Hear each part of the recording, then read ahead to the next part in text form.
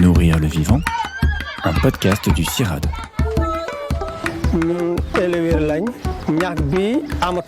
Ce dérèglement climatique a aussi un impact sur plusieurs milliards d'agriculteurs et d'agricultrices. Climat, cultiver les solutions. Épisode 4. L'élevage sahélien, source d'inspiration. Un petit peu un bout de paradis. Des grands troupeaux qui se promènent doucement, tranquillement, avec un pasteur qui est pas loin. Il est toujours par là, à regarder ses animaux. Il y a des bovins, il y a des ovins, il y a des caprins. Très serein. Moi, je trouve que les animaux sont une sérénité très intéressante. Ça donne beaucoup de paix de regarder des systèmes pastoraux ici au Sahel. Le Sahel, c'est des sols qui sont sableux, rouges, jaunâtres et qui sont légèrement acides. Nous trouvons parfois des sols plus fertiles, mais qui sont assez difficiles à travailler. C'est ce qu'on appelle les vertisols, des sols qui sont peu profonds et avec peu de matière organique.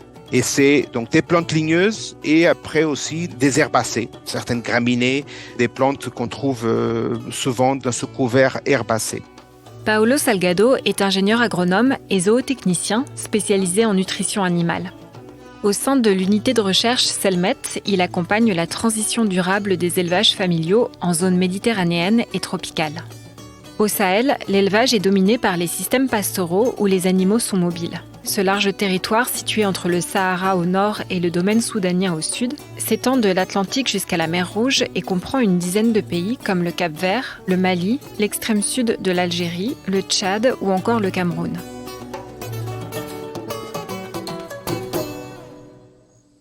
Il y a deux saisons, une saison humide, courte, donc entre juillet et septembre, il y a la période de la mousson, une pluie qui peut être en grande quantité, mais qui dépasse rarement les 450 mm. Et après une saison très longue où il n'y a rien comme pluie, des mois totalement secs.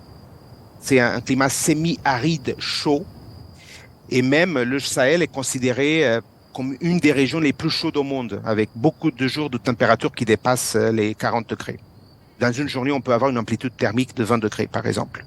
C'est une région par excellence du nomadisme, ce qu'on appelle le pastoralisme transhumant. Les Peuls, les Béjas, les Touaregs, il y a beaucoup de populations qui ont des grands troupeaux et qui vont parcourir des petites distances lors des transhumances saisonnières. Donc, à certaines périodes de l'année, ils vont faire des transhumances. On fait bouger les animaux pour aller chercher les ressources alimentaires. C'est une activité ou une pratique qui est très ancienne, basée sur une relation entre les éleveurs, les troupeaux et le milieu exploité par les troupeaux. Et cette relation, elle existe depuis environ 10 000 ans, quand on a commencé à domestiquer certains mammifères herbivores, des animaux qui sont très rustiques, qui sont adaptés à vivre avec si peu. Et moi, je suis émerveillé, il faut le dire, de constater cette forte capacité de résilience que nous trouvons ici dans ces écosystèmes. Avec le dérèglement climatique, les périodes de sécheresse sont plus longues, les premières pluies arrivent plus tard, les intempéries sont plus violentes et la terre n'arrive pas à absorber toute cette quantité d'eau. Résultat, les pâturages naturels et donc les ressources alimentaires nécessaires aux animaux baissent en qualité et en quantité. Et tout ça a comme conséquence que les pâturages vont arriver plus tard et ils ont une quantité de biomasse, de production qui est plus faible.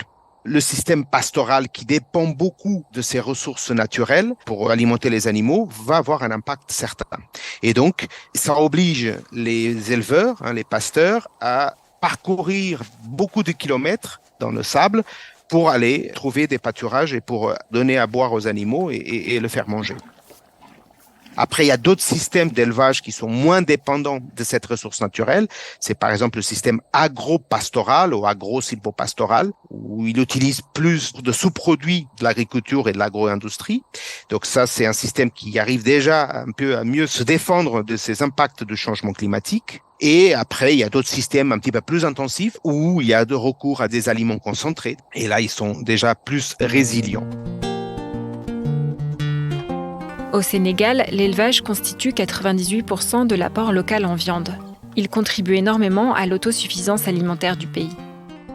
C'est un système qui alimente beaucoup de gens. Ça couvre les besoins alimentaires de peut-être presque 300 millions de personnes dans plus d'une trentaine de pays africains. Et le pastoralisme va aussi contribuer à la sécurité alimentaire, aux exportations, mais aussi à l'intégration régionale des populations. C'est une manière de valoriser des ressources qui sont offertes dans les écosystèmes arides et semi-arides de manière très efficace d'un point de vue économique et technique. Pourtant, ces pratiques sont accusées de participer au réchauffement climatique. Critiqué, le pastoralisme est considéré comme polluant en raison des émissions de méthane, un gaz à effet de serre produit par la digestion des ruminants. C'est une vérité qu'on ne peut pas contredire. Ils émettent du méthane, un gaz qui a un effet de serre qui est très important, qui est, en termes de réchauffement global, c'est 34 fois supérieur au CO2. Quand on mesure la production de gaz à effet de serre liée à l'élevage, la FAO estime que l'élevage est responsable de 14,5% des émissions anthropiques totales de CO2 qui sont estimées par le GIEC.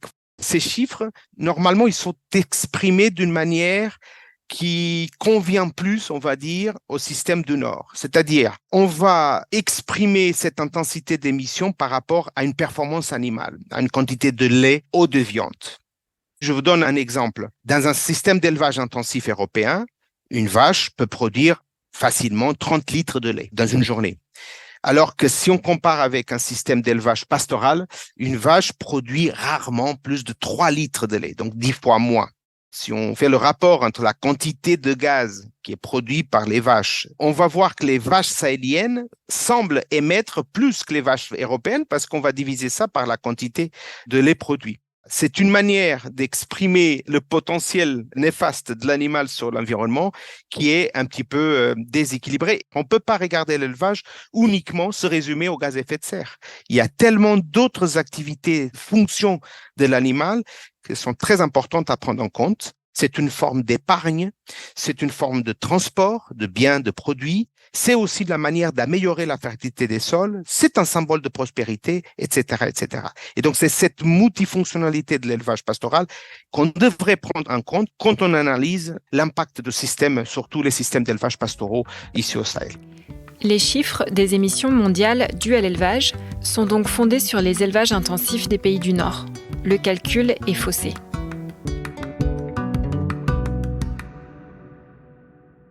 Il y a plusieurs études qui sont en train d'être menées, dont certaines même finalisées, dont l'agrégat va permettre d'arriver à établir un bilan carbone à l'échelle nationale, à l'échelle régionale et sous-régionale qui prennent en compte la contribution réelle de l'élevage dans l'émission de gaz à effet de serre. Au Sénégal, Tamsir Mbaye est chercheur et directeur du Centre national de recherche forestière de l'ISRA, l'Institut sénégalais de recherches agricoles. Il travaille sur le projet CASEX en tant que coordinateur du pôle pastoralisme et zones sèches. Pendant longtemps, le pastoralisme a été considéré comme le parent pauvre du développement du monde rural. Et de plus en plus également, on est en train de démontrer que l'impact du pastoralisme sur le changement climatique n'est pas aussi négatif qu'il le serait si tant est qu'on considère le pastoralisme à l'échelle des territoires où il se développe. Ce faisant, on considère l'ensemble des puits de stockage, mais également l'ensemble des points d'émission. Et on fait la balance et on montre que l'élevage peut avoir un bilan carbone neutre, voire positif. Cela donne des perspectives très, très intéressantes pour les communautés pastorales et leur permettre également d'accéder à des projets, des programmes, mais également permet à l'État, aux États sahéliens de mieux négocier avec les bailleurs de fonds des projets pour accompagner les communautés pastorales. Parce que le frein que constituait l'élevage par rapport aux émissions de carbone semble être revu à la baisse en raison des résultats qui commencent à être obtenus par la recherche au travers de projets comme CASEX. Le projet CASEX est financé par l'Union européenne. Il est porté par l'ISRA en collaboration avec le CIRAD et une quinzaine de partenaires comme des centres de recherche, des universités, des organisations paysannes ou encore les ministères de l'Agriculture. Une méthode d'évaluation écosystémique a été utilisée afin de fournir des bilans nationaux des émissions de gaz à effet de serre pour l'élevage. Cette méthode intègre à la fois les animaux, les plantes, les sols et les communautés locales. Les premiers résultats démontrent que les émissions des animaux sont en fait compensées par le stockage de carbone dans le sol et dans la végétation. La mobilisation de l'imagerie satellitaire et des données drones permettent vraiment de calibrer les modèles et de les rendre soutenables par rapport aux résultats escomptés. Des travaux d'échantillonnage, des travaux d'inventaire au sol, des travaux de cartographie ont été alliés à ces résultats issus des inventaires au sol. Et les premiers résultats obtenus vraiment donnent des raisons de croire que le procès fait au pastoralisme mérite d'être reconsidéré. Tout l'enjeu est de modifier la perception négative de l'impact de l'élevage sahélien sur l'environnement, mais aussi de faire reconnaître les systèmes pastoraux comme des modes de production et des modes de vie ayant de réelles contributions environnementales, économiques et sociales. Selon la pratique qu'on en fera et selon les options qui seront utilisées, l'élevage peut être soit une cause, soit une solution. Je donne un exemple. Comment travailler sur l'alimentation des animaux pour réduire les émissions de gaz à effet de serre, surtout le méthane, et arriver à intégrer de plus en plus des ressources ligneuses dans l'alimentation des animaux. C'est comment utiliser le feuillage de certains arbres et arbustes qui permettrait de réduire l'émission en méthane et donc de diminuer l'impact de l'élevage sur le carbone libéré. Intégrer les ressources ligneuses pour enrichir l'alimentation des animaux et diminuer la quantité de méthane est une des options mises en place pour améliorer le bilan carbone. Les efforts se concentrent aussi sur la capacité de stockage de l'écosystème, que ce soit par le reboisement participatif ou la sécurisation des points d'eau. C'est ce qu'on appelle les puits de carbone, des éléments naturels qui viennent piéger le CO2. Ce qui est prévu, et ça a même démarré, c'est de travailler avec les communautés dans le cadre d'ateliers participatifs et à partir de leurs connaissances endogènes, on travaille à l'identification, voire à la co-construction d'options d'atténuation pour diminuer l'empreinte carbone de l'élevage.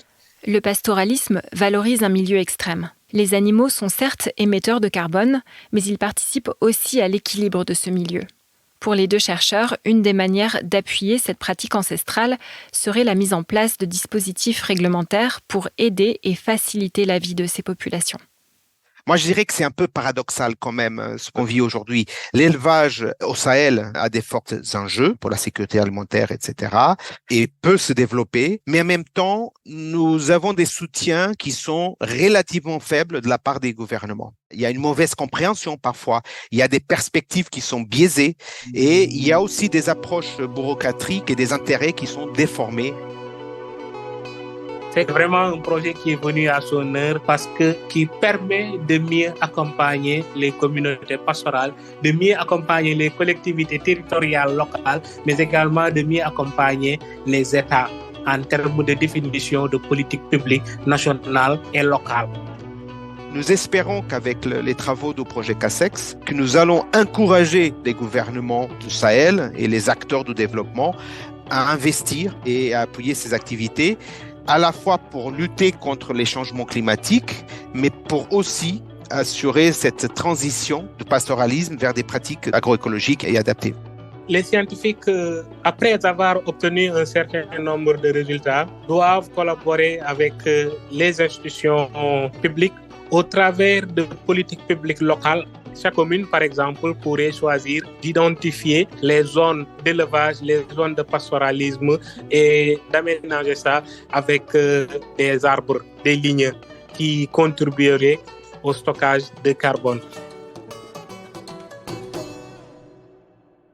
De travailler également à l'utilisation des bouses de vache comme de l'énergie qui permettrait de moins s'attaquer aux arbres et de rendre durable le stockage de carbone. En tout cas, il faut aller vers le lien entre politique publique locale et résultats obtenus par les chercheurs. Ce que j'aimerais bien dire là-dessus, c'est qu'à travers les résultats du projet, nous espérons montrer une autre image des activités pastorales.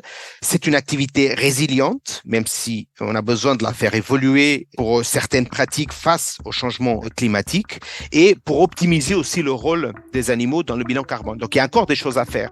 Mais on est convaincu que si on arrive à bien les gérer, ce sont des systèmes qui sont bénéfiques pour l'environnement et pour l'économie locale. On peut aussi avancer des impacts positifs sur la biodiversité, sur la gestion des feux, sur la restauration de la fertilité des sols et le recyclage de la biomasse des écosystèmes.